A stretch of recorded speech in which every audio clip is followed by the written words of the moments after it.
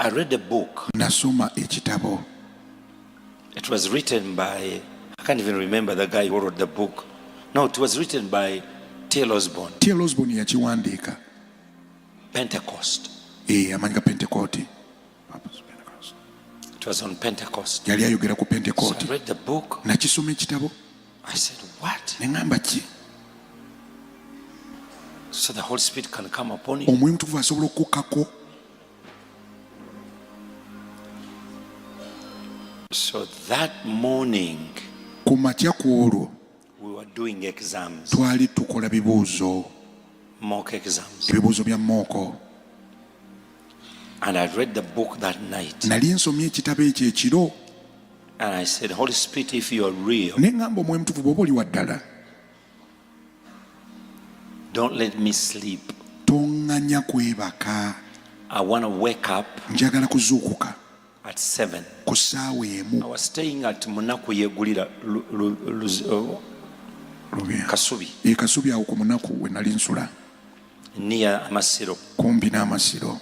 So I said, I want you to be at school Ne nga njagala mbeere ku ssomero at 8. Sawa We were doing bbiri. starting exams at 8:30. saa 2:30 nga tutandika ebibuuzo. And give me transport. I didn't have transport. Saalina transport I didn't even have anything to eat. nga n'ekyokulya sirina.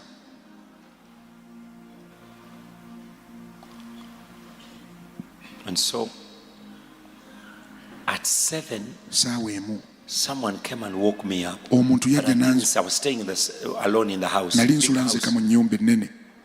Someone came and woke me up. Omuntu najja nanzuukusa.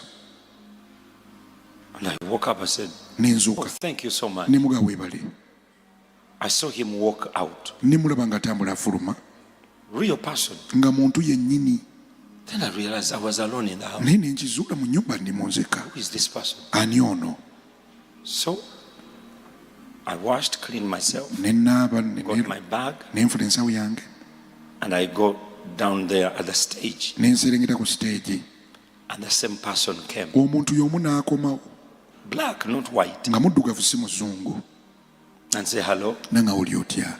are you ready for your exams? Weetegekedde ebibuuzo byo? I said, yeah. Ne mugamba ye. Lousy, I didn't have anything to eat. Nga sina na kyakulya ndi awo. And then a vehicle came. Emmotoka nejja. There was one seat. Ng'erimu ekifo kimu. That man Omusajja oyo remained. ye n'asigala. We entered. Ne tuyingira. The vehicle Emmotoka was going to Makerere. yali egenda Makerere. So they asked me, where are you Ne going? bambuuza odda wa? I said, I'm going to Old Ne Camp. mbaga ngenda ku Old I Kampala. said, okay. Kale They dropped me at the gate. ne bansuula ku geeti y'essomero yennyini. I jump out, Ne nfuluma. and this man is standing there. Omusajja ono ate nga naye ayimiridde awo.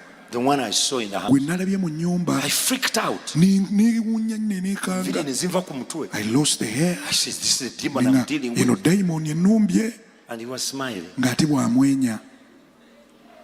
So I entered the school. Ne nyingira essomero. Looked back. The guy was still there. Ngeno tuna emabega nga waali gayi. And I entered the school. Ne nyingira essomero. I sat the whole day. Olunaku lwonna I didn't feel hungry. enjala teyannuma I was so strong. nga mpulira I amaanyi. sat my exam. Ne ntula ebibuuzo I finished. ne mbimaliriza. We had morning and afternoon. Ebibuuzo eby'okumakya n'emisana. And then I told the people. Ne ngamba abantu I was seeing the guy at the gate. nga gayi mulaba ku geeti. I said, guys, do you see Ne the nga guy on the gate? gayi ku geeti mumulengera. They said, who? Nga bagamba ani? Askari? Asikaali kugamba. I said, no, no, no, Ne no. ngamba nedda The other nedda. guy. Oli omulala aliwo. He's smiling. Wuyo amwenyamwenya. They say, are you running out of Ne your mind? baŋŋamba The waya exams have killed zitandise me. okuvaako. I could see the Nze guy, nga mulaba but nobody was seeing naye the guy. ng'abalala tebamulaba. So I said, what? Ne ngamba So kiki. when it came to me get out of school, Bwe it natuuka okuva ku ssomero was around 4. saawa nga 10 I ez'akawungeezi. decided to pass the other way. Ne mpitira mu kkubo eddala The gate when you are on the other side, ku ludda going to olulala Nakulabi. oyidde Nakulabye. So I took that road. Ne ntemera eyo I walked. ne ntambula I went back home. ne nzira eka. And I said, this guy, Naye nga gaayi ono who is this guy? yoba y'ani? I was even afraid in the house. Ne mu nnyumba nga ntyamu. I said, this guy Naye nga gaayi ono came in my house. yazze mu nnyumba yange. He just smiles. Ate amwenya He's bumwenya following me angoberera everywhere. buli wamu we ndaga.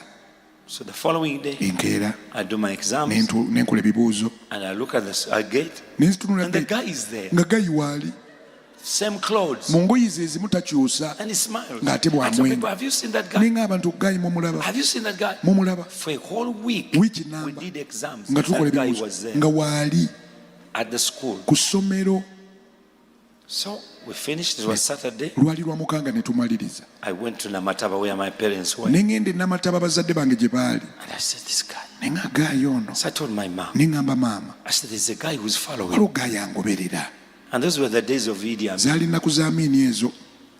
So I said, this guy is following. Ne nga gayi anenya akagere He's at the gate. ku geeti tavaawo. He smiles. He came to my house. Bw'amwenya ate ne wange He yazze followed me. angoberera.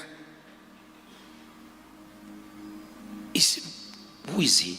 Ne mbuuza maama y'ani oyo? So my mom asked me, said, Maama n'ambuuza did you go to the witches? watandise ebyabalogo?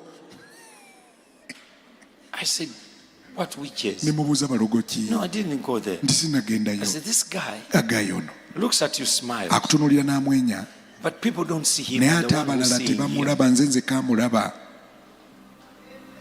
So my mom looked at me. Maama nanneetegereza She said, ebintu byo biri strange. nanga ebintu byo tebitegerekeka. Sikyabitegeera. I don't get what you say.